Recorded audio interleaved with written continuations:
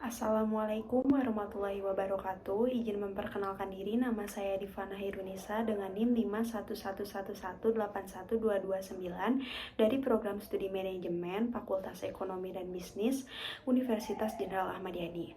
Di sini saya akan mempresentasikan hasil usulan penelitian saya yang berjudul Pengaruh Perceived Value terhadap Pre-Purchase Intention yang dimediasi oleh Customer Satisfaction Lipstick Wardah di Kota Bandung. Di sini ada poin pembahasan. Yang pertama, latar belakang penelitian. Yang kedua, identifikasi masalah, maksud dan tujuan. Yang ketiga, kegunaan penelitian. Yang keempat, kerangka pemikiran. Yang kelima, metode penelitian. Dan yang keenam ada lokasi dan waktu penelitian. Selanjutnya, di sini terdapat gambar rancangan usulan penelitian. Yang pertama yaitu merumuskan masalah, yang kedua mengembangkan kerangka teoritis dan hipotesis, yang ketiga merancang instrumen penelitian, yaitu dibagi menjadi 3 uji. Yang pertama, uji validitas isi, konstruk, dan muka yang terdiri dari uji indikasi, uji kausalitas, dan uji logika hubungan antar indikator dari variabel yang dihipotesiskan. Dan yang kedua ada uji validitas konkuren, dan yang ketiga uji reliabilitas. Dan yang keempat yaitu ada mengumpulkan data, yang kelima mengolah data, yang keenam menganalisis data, yaitu terdapat dari uji asumsi klasik, uji normalitas, uji multikoloneritas, dan uji heteroskedastisitas. Dan yang terakhir yaitu menguji hipotesis.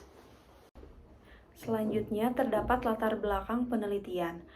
Penjualan kosmetik di Indonesia sangat begitu pesat pada tahun 2021, yaitu mengalami kenaikan sebesar 8% menjadi 108 miliar rupiah dari tahun sebelumnya, yaitu sebesar 100 miliar dilihat dari data Kemenperin tahun 2020. Salah satu produk make up yang paling sering digunakan wanita yaitu lipstick, dilihat dari data Top Brand tahun 2021. Penurunan indeks lipstick Wardah pada tahun 2020-2021 menandakan bahwa ketiga indikator dari ukuran indeks lipstick Wardah mengalami penurunan sebesar 1,6%. Dilihat dari data Top Brand Index tahun 2021. Meskipun demikian, penurunan indeks lipstik merek Wardah di Indonesia berbanding terbalik dengan jumlah pertumbuhan industri kosmetik di Indonesia pada tahun 2020-2021 yang mengalami kenaikan sebesar 8% dilihat dari data Kemenperin tahun 2020. Sebagai masalah dalam penelitian ini dapat menunjukkan bahwa terjadi penurunan repurchase intention lipstick Wardah. Maka penelitian ini akan berfokus pada menguji pengaruh perceived value terhadap repurchase intention yang dimediasi oleh Customer Satisfaction Lipstick Wardah di Kota Bandung. Selanjutnya terdapat identifikasi masalah. Yang pertama, apakah perceived value berpengaruh positif terhadap Customer Satisfaction Lipstick Wardah di Kota Bandung? Yang kedua, apakah perceived value berpengaruh positif terhadap repurchase intention Lipstick Wardah di Kota Bandung?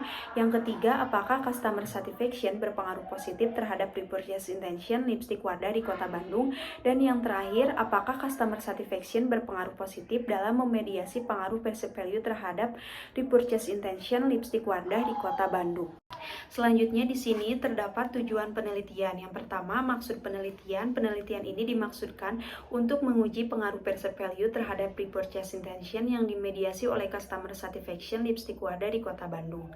Yang kedua, yaitu tujuan penelitian. Yang pertama, untuk menganalisis pengaruh perceived value terhadap Customer Satisfaction Lipstick Wardah di Kota Bandung. Yang kedua, untuk menganalisis pengaruh perceived value terhadap repurchase intention Lipstick Wardah di Kota Bandung.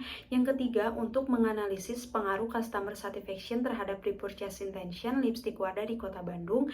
Dan yang terakhir, untuk menganalisis peran Customer Satisfaction dalam memediasi pengaruh perceived value terhadap repurchase intention Lipstick Wardah di Kota Bandung. Ini ada kegunaan akademis. Yang pertama, hasil penelitian ini diharapkan dapat memberikan manfaat bagi pembaruan untuk peneliti selanjutnya, terutama di bidang kosmetik, dan memberikan kontribusi terkait pengukuran hubungan antara perceived value, repurchase intention, dan customer satisfaction.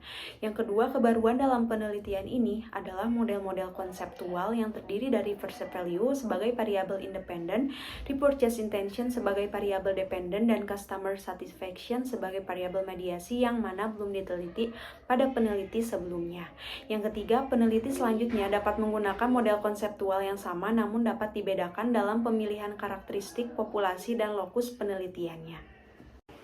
Selanjutnya di sini ada kegunaan praktis. Yang pertama, hasil dari penelitian ini diharapkan dapat memberikan kontribusi praktik bagi para pelaku usaha di bidang kosmetik, khususnya lipstik merek Wardah yang saat ini membutuhkan informasi lebih agar dapat bersaing dan bertahan di pasar kosmetik nasional. Yang kedua, penelitian ini pun dapat dijadikan sebagai dasar informasi dalam merancang strategi pemasaran serta menjadi pengetahuan tentang pengaruh perceived value terhadap repurchase intention melalui customer satisfaction. Dan yang ketiga, para pemangku kepentingan diharapkan mampu membuat solusi dari permasalahan penurunan pengguna lipstik Wardah dan mampu memberikan informasi lebih agar dapat bertahan dan bersaing di pasar kosmetik nasional mengacu pada model konseptual yang diusulkan penelitian ini. Nah, selanjutnya di sini ada kerangka pemikiran. Yang pertama, perceived value menurut Chetmal tahun 1988 merupakan penilaian pelanggan tentang manfaat yang diterima dari suatu produk dan pengorbanan untuk mendapatkan manfaat tersebut. Yang kedua, ada customer satisfaction menurut Kotler dan Keller tahun 2016, yaitu perasaan pelanggan yang senang atau kecewa yang dihasilkan setelah membandingkan kinerja produk yang dipersepsikan dengan ekspektasi pelanggan. Dan yang ketiga, yaitu ada repurchase intention menurut Peter tahun 2017 adalah keinginan pelanggan untuk membeli produk secara terus-menerus. Adapun menurut penelitian terdahulu bahwa perceived value berpengaruh positif terhadap customer satisfaction menurut Nur Ahmad tahun 2021. Yang kedua, customer satisfaction berpengaruh positif terhadap perceived value menurut Christian tahun 2017. Yang ketiga, repurchase intention berpengaruh positif terhadap customer satisfaction menurut Kesumahati dan Novianti tahun 2021. Yang keempat, customer satisfaction berpengaruh positif terhadap repurchase intention menurut Rani dan Usman tahun 2019, dan repurchase intention dipengaruhi positif oleh perceived value menurut Kempa dan Gotami tahun 2019. Selanjutnya di sini ada hipotesis penelitian dan model konseptual penelitian.